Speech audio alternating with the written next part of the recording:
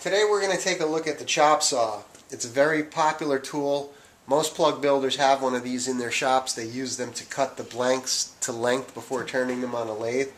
But what we're going to take a look at is we're going to look at how we can both make this tool safer and how we can make a neater cut with this.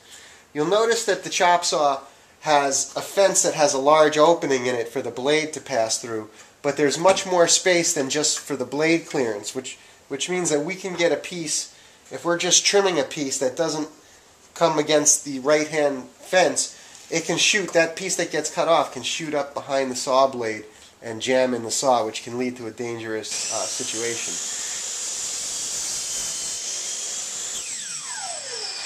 The other thing you'll notice is that the throat opening that they have in the plate here is much wider than the saw blade, meaning that anything unsupported, any piece of wood that's laying across here, is going to have a tendency to splinter. Here I have the materials that I'll need to make a zero clearance for the chop saw. I have a half-inch piece of MDF that I cut to fit the base of my chop saw.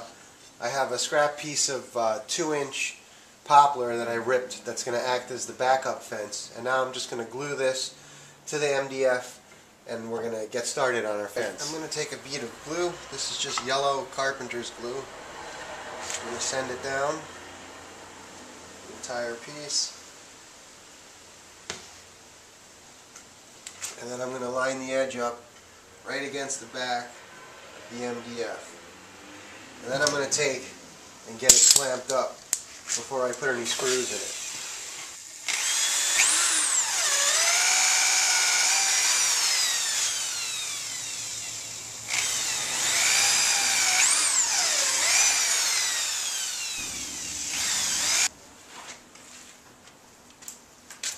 Now I'm going to take the screws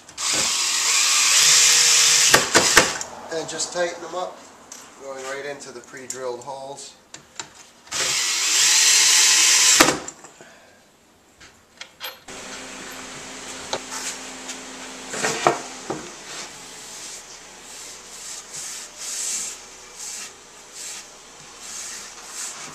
Okay, coming back to our chop saw, I take the zero clearance and I just lay it against the base of the chop saw like that. What I'm going to do is I'm going to take 2 spring clamps and just clamp what we've made right to the chop saw. Now what I'm going to do is I'm going to take the chop saw and I'm actually going to bring it down and cut into the sled that we just made. One thing I will say is that when I measured how far out to make this bottom piece of MDF, I made sure that I left enough so that the chop saw won't cut it in half. If the thing got cut in half, it would be useless to me. I need it to stay together. Let's take a look and I'll show you what I mean.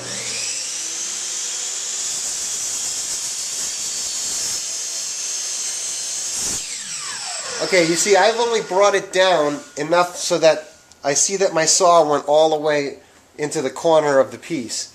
That's going to mean I can cut whatever I want and I know that it's going to go all the way through. You'll also see that I've got plenty of material left here so that when I go to take this thing off, it won't flop apart on me. Because I'm mainly using this for plugs, I didn't need to bring the saw blade any further down than that. As long as I got the kerf to go into the corner, I know that it'll cut through anything up to this point that I put there. So you can see for a plug blank, I can now cut safely even a small sliver and not have to worry about it sliding back into the back of the saw. Let me show you what I mean about having the back piece still intact. You can see here that the saw only cut through, but it left the corner intact.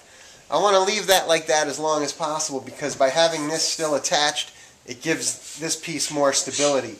Eventually, if I use this to cut something longer, like say a 1x6, then I have to bring the blade down in further, and eventually it's going to cut through the back here, and it's only going to be held by the uncut piece up front. Another advantage that this will do for us, besides just the safety factor of not having small cutoffs like this flying into the back of the saw and jamming, is that because this is zero clearance, meaning that there's no open space where the blade is not, I'm going to get much smoother cuts with much less tear out, if any tear out at all. So this is going to help us to stay safe and it's going to give us a much better quality cut. All in all, for the 10 minutes that it took me to throw this together, it's definitely a worthwhile investment of time to make one of these sleds. If I'm making poppers, pencil poppers, or Polaris style poppers that require an angle on the face, what I'll do is I'll make another one of these sleds, and I'll just adjust my saw to whatever angle it is that I'm using for that particular plug, and I'll make another cut. The reason I don't want to do it on this one is because I'll cut a big wedge piece out of the back piece here, and I'll lose my zero clearance factor if I did that. So I'll just make a whole nother sled for that. The MDF and the scrap wood is cheap enough, so I can make as many as I want for relatively short money. Over time, what tends to happen to these zero clearance sleds is that each time we put the sled back on the saw, if it's not in the same exact position when we go to bring the blade down, the blade will ever so slightly increase the kerf that we have in here until eventually it's no longer going to be a zero clearance because the slot in our sled is going to be much wider than the blade.